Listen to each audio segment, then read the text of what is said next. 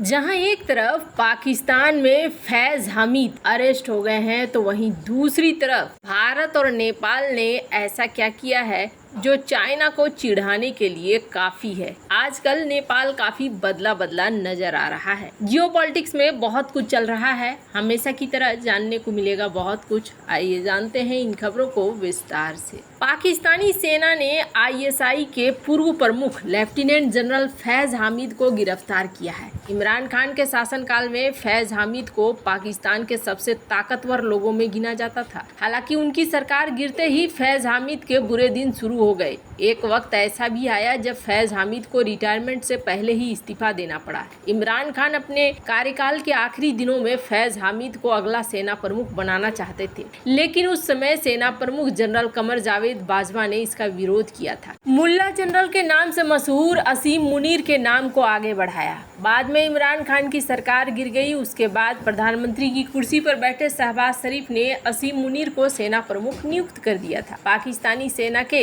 Inter services public relations ने अपने बयान में ये कहा कि फैज हामिद की गिरफ्तारी पाकिस्तान के सर्वोच्च न्यायालय के आदेशों का पालन करते हुए की गई है। पाकिस्तानी सेना ने अपने बयान में कहा कि फैज हामिद के खिलाफ शिकायतों का पता लगाने के लिए एक विस्तृत जांच की गई थी। बयान में आगे ये भी कहा गया कि फैज हामिद के खिलाफ पाकिस्तान सेना अधिनियम के प्रावधानों के तहत उचित अनुशासनात्मक कार्रवाई शुरू की गई है। सेना ने कहा कि फैज हामिद के खिलाफ पाकिस्तानी सेना अधिनियम के उल्लंघन के कई मामले भी साबित किए गए हैं। ऐसे में उनके खिलाफ कोर्ट मार्शल की कार्रवाई शुरू की गई है। फैज हामिद पाकिस्तानी सेना के रिटायर्ड 3 सितारा जनरल हैं। फैज हामिद 2019 से 2022 तक पाकिस्तान की खुफिया एजेंसी आईएसआई के प्रमुख रहे हैं। वो आईएसआई के 24वें डायरेक्टर जनरल थे। सेना में भर्ती होने के बाद फैज हामिद को बलूच रेजिमेंट में कमीशन दिया गया था। उन्होंने पाकिस्तानी सेना के 16वें इन्फेंट्री डिवीजन पानो अकील की जीओसी के रूप में कार्य किया था।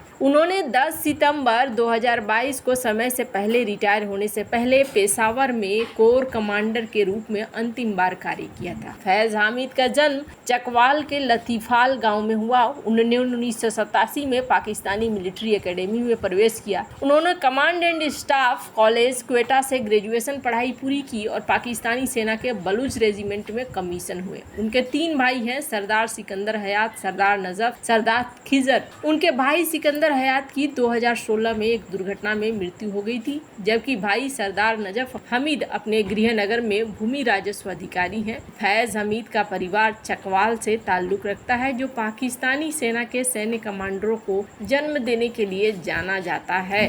वैसे इनकी कोर्ट मार्शल की तैयारी हो रही है और कहा जा रहा है कि कोर्ट मार्शल होते ही फैज हामिद को पूरी तरीके से बर्खास्त कर दिया जाएगा। उन्हें मिलने वाली सभी सरकारी सुविधाओं रोक दिया जाएगा। माना जा रहा है कि पाकिस्तान का ये कदम सशस्त्र बलों से इमरान खान के समर्थकों को संदेश देने के लिए किया जा रहा है। अब इमरान खान से दोस्ती इनको भारी पड़ रही है। एक समय था कि ये दोस्ती बहुत ही ज्यादा पॉपुलर हुआ करती थी। स्क्रीन पर कई तस्वीरें आप देख सकते हैं। हालांकि सबसे महत्वपूर्ण तस्वीर ये अफगान वाली तस्वीर है। 2021 में ये अफगानिस्तान में जब सत्ता परिवर्तन हुआ था तो ये चाय की चुस्की लेते हुए दिखाई दिए थे। और चाय की चुस्की इसलिए प्रसिद्ध है क्योंकि यही वो शख्स थे जिन्होंने अभिनंदन वर्धमान को जब पकड़ा गया था पाकिस्तान में तो चाय देते हुए उनकी तस्वीर को साझा किया था और साझा करते हुए लिखा था कि चाय कैसी है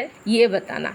तो ये जो चाय के कप के साथ ये दिखे और ये फोटो उस वक्त काफ़ी चर्चा में आई थी। तब ये दिखा था कि अफगानिस्तान में सबसे बड़ा रोल अगर किसी ने तख्ता पलट में निभाया है तो वो पाकिस्तान ने निभाया है। दरअसल होता क्या है कि दुनिया में जो सामने गेम चलता है उसके पर्दे के पीछे कूटनीतिक गेम खूब चलता है और इस कूटनीतिक गेम में पाकिस्तान ने ये दिखाया था कि देखो हमने भारत को मात दे दिया। हालांकि शायद इन्हें ये नहीं पता था कि यहाँ से एक फिर नया खेल शुरू होगा और एक नया खेल शुरू हुआ और इस नए खेल में उन्हें बुरी तरीके से मात मिल गई है। अभी ये खुद परेशान हो गए हैं तालिबान से और ये अमेरिका से मदद मांगने के लिए जा रहे हैं। वैसे आपको बता दूं, पाकिस्तान के इतिहास में शांति नहीं लिखी हुई है। क्यों शांति नहीं लिखी हुई है? अगर शांति लिखी होती ना, 1972 की ये तस्वीर देख रहे हैं, एक तरफ जो शख्स बैठा हुआ है वो है जुल्फिकार अली भुट्टो और दूसरी तरफ जो शख्स है वो है इंदिरा गांधी।